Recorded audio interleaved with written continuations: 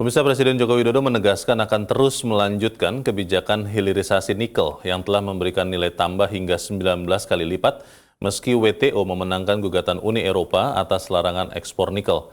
Indonesia pun akan melakukan banding. Presiden Joko Widodo memerintahkan menterinya untuk mengajukan banding atas putusan Organisasi Perdagangan Dunia, World Trade Organization atau WTO, yang memenangkan gugatan Uni Eropa atas kebijakan larangan ekspor biji nikel.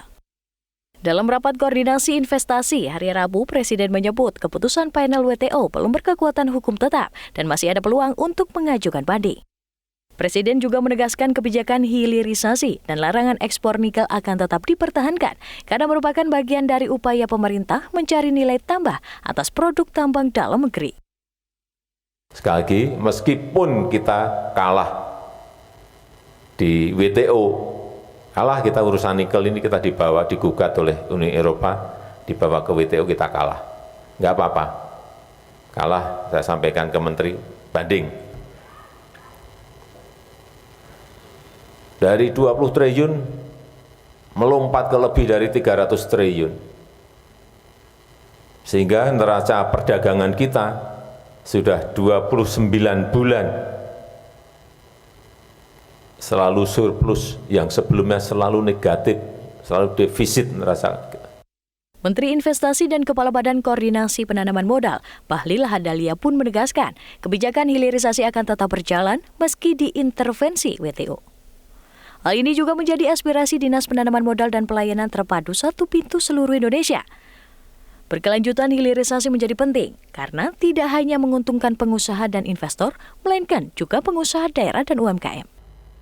Arah kebijakan pemerintah pusat terkait dengan hilirisasi itu sudah menjadi langkah yang tepat.